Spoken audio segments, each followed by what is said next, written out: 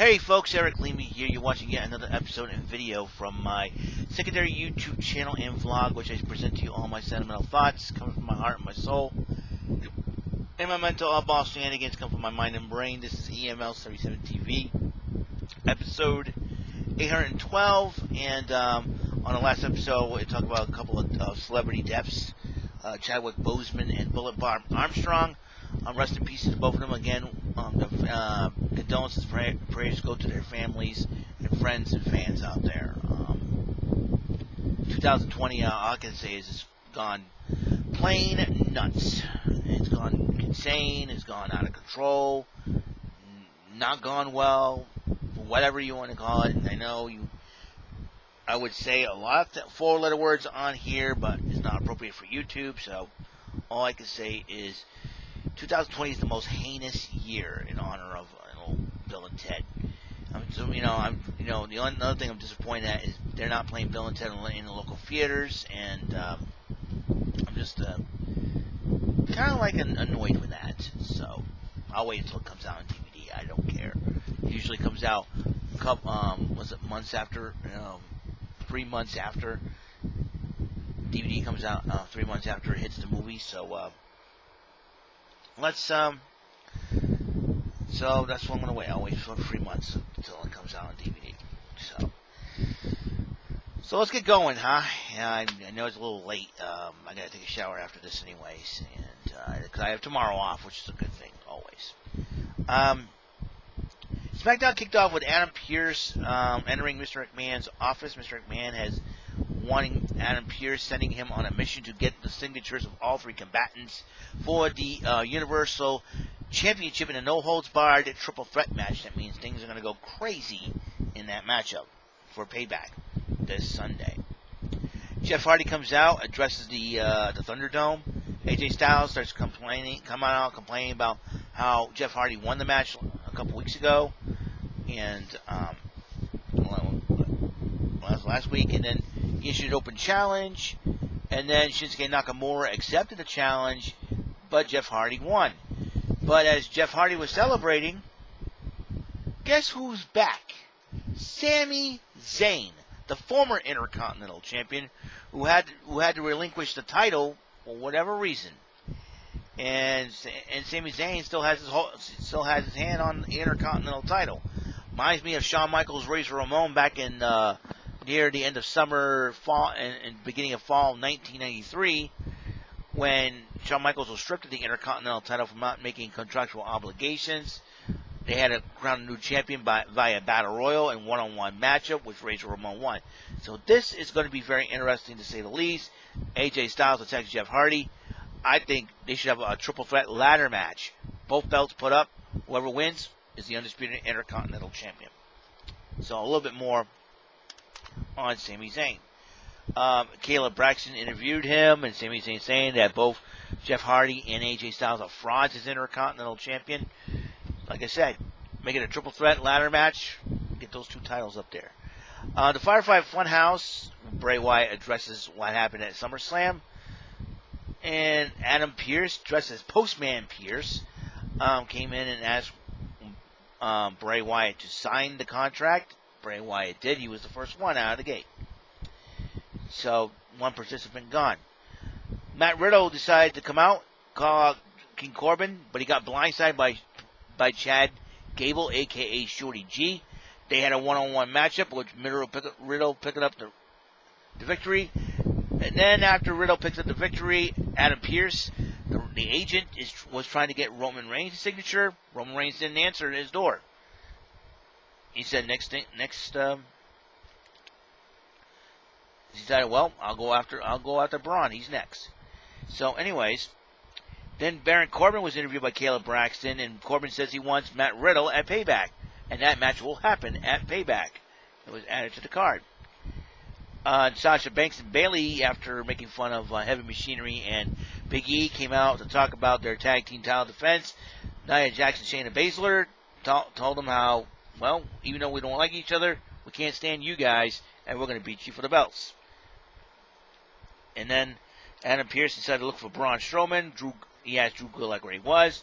Drew Gulak goes, I got a little message for him. Drew Gulak decided to grab a chair, hit Braun with a chair, and tries to blame it on Adam Pearce. Braun wants Gulak one-on-one. Adam Pearce says, okay, you got it. So that match was happening next. Sami Zayn tried to reunite with the Artist Collective with Cesaro Nakamura. It seems like a lot of this is going around on SmackDown. I'll tell you. Sami Zayn comes back and he was really excited to. And Cesaro asked him to leave so they can talk about strategy. And then Braun Strowman went one-on-one with Drew Gulak. Strowman basically kicked his butt. Bye-bye, Drew Gulak. He got hurt. Drew Gulak got squashed. I'm not saying bye-bye, he's leaving the WWE. He said, bye-bye, you got hurt. You're going to get hurt. And then Adam Pearce comes out with the contract. Strowman decides to sign it. Very calm manner, too. And then Kalisto went one-on-one with Cesaro. Kalisto has asked Lince Dorado and Grand Metalik, who there's a little disarray between. A lot of this is going around on SmackDown. And then Kalisto lost to Cesaro after Dorado and Metalik attacked Shinsuke Nakamura. They're getting upset and frustrated as well. So, and then Nikki Cross and Tamina were talking. Alexa Bliss came back. Nikki says, "Listen, I'm concerned about you. How you doing?" And then Alexa Bliss says, "I'm fine. I'm good." And it's Alexa Bliss's hair all knotted up. It reminds me of the Fiend. And then all of a sudden, Alexa Bliss goes, "That's it's how you think about friendship," and grabs the mugs and breaks it. So something going on there. Seems like a lot of that going on SmackDown. Maybe Retribution, which, by the way, so far hasn't appeared on this case. So then they had the six-man tag, Miz, Morrison, and Sheamus versus Heavy Machinery and Big E. During the matchup, Morrison got ran into Sheamus. Sheamus was yelling at Michael Cole. Sheamus gets knocked off the apron. Sheamus walks out, Miz and Morrison, and Heavy Machinery picks up the victory. Again, Adam Pearce tried to get Roman Reigns to sign the contract, so Roman Reigns finally came in. Roman Reigns looks at the contract, and then they had the six-man tag, and then all of a sudden, he goes, "I'll sign the contract. I'm going to be there. I'm going to win the Universal title. I'm going to beat the heck out of Strowman and Wyatt." And he goes, and it looks, that's not a prediction. That's a spoiler. I said, wait, that's Heyman's line. Guess who was sitting next to Roman Reigns? Paul Heyman saying, believe that. Roman Reigns has joined up with Paul freaking Heyman. This is huge.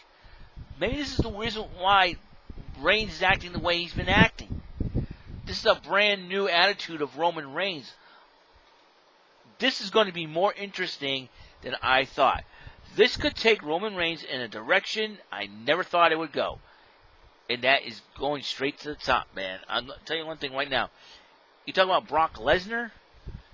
I mean, Roman Reigns and Paul Heyman joining forces? Mind blown, baby. Mind blown. I'm like, I did not even see that coming. This is going to be the most interesting pay-per-view this Sunday. I can't wait to watch it personally. This is going to be crazy. Going to be cray-cray. Man, it's going to be nuts. I cannot believe it myself. I'm like, whoa.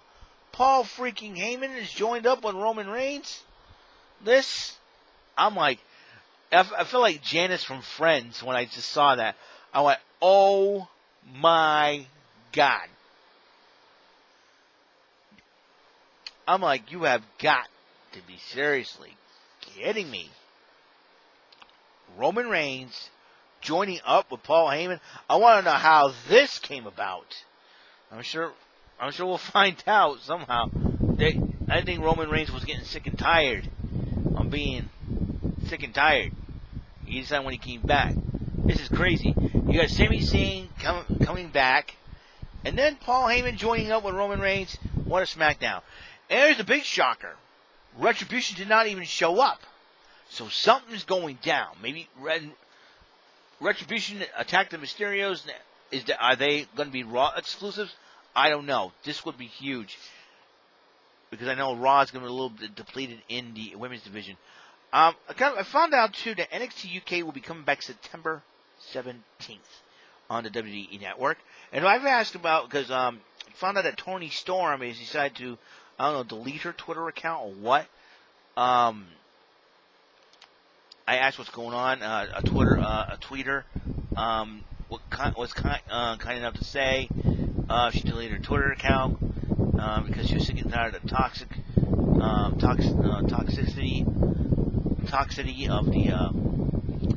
of Twitter as of late, and that's understandable. And I know she still has her Instagram up. That's good, but their Twitter account went missing. So because I want to know what her status was. This NXT UK returns, and they said I assume she, the same tweeter told me, and I want to give a shout out to that tweeter person for answering my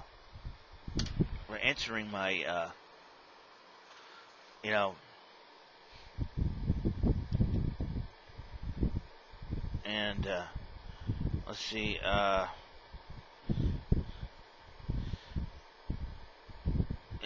it's let's see, let me just then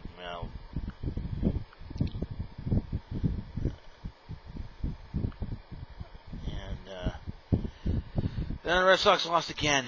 Son of a biscuit, dude. Son of a biscuit, dude. Hold on just a second here. I didn't say my thing, and just, Alright. Joshua Johnson, Chester McLeod 3. I want to thank you, for your response. It's been gone for a while. Don't know why. Probably just wanted to break from. It's been so toxic recently. She's been still on Instagram. And I said that's understandable. Reason why I was asking, because when NXT returning September 17th, I was wondering what her status with the brand is. He said, I would assume she's still part of the brand. This was Joshua Johnson responded to me. I would assume she would be still part of the brand because she has been featured in a lot of stuff they're doing on this time off. She can't fight for the title. Yeah, because she lost a match where she lost a I Quit match to Kaylee Ray. So, want me to punch her a bit? Probably she's not in the commercials for return. Gotcha. Thanks for the heads up. And so I did a little Bruce Lee gift meme. So I appreciate that, Joshua Johnson. At Chester McLeod 3, give you a proper shout out. So that is good. Yeah, I just cannot believe what has happened. Seriously, and just.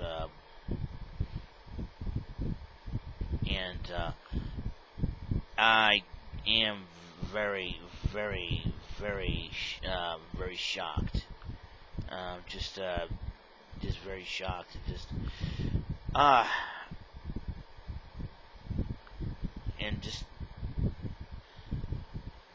Wakanda Forever, Chadwick Boseman. I cannot believe that's even happened. Let's talk about 205 Live when we continue on here. My mind's been wandering off. Tahuti Miles says he wants to take on a veteran, and so the only veteran in the Cruiserweight division is Mr. The Brian Kendrick.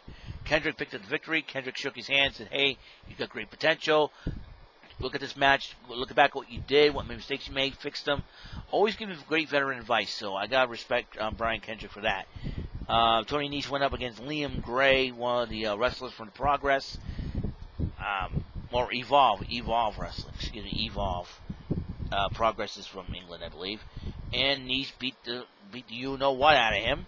And then they had an excellent tag team match. Ever-Rise, who is trying to go complaining conspiracy after conspiracy, goes one-on-one with... faces Danny Lorcan, the governor, and Oni Lorcan. And was a hard-fought matchup. Ever-Rise tried to win a couple of times, but Matt Martell was trying to hold his big mouth. The referee caught him at that point. Drake Wirtz, smartest referees. And then all of a sudden, Lorcan and Birch took advantage. They picked up the victory. So, Corey Graves is funny. Corey Graves is feeling the Drew Gulak after he got his butt kicked. After Gulak got his butt kicked by Strowman. Said, "That's your fault, Vic Joseph. You're running your mouth and opening it up." Oh, come on. Here we go. So that that's it. That's all the time that we have on this episode 812 of EML77 TV SmackDown. August 28th SmackDown 2020. 2020. And I will see you in the next episode. And I should talk about this next episode quickly because August 28th is a very special day as well, despite what's been going on. So I'll see you, talk about a little bit about that. I'll see you guys later, and you guys have a wonderful day.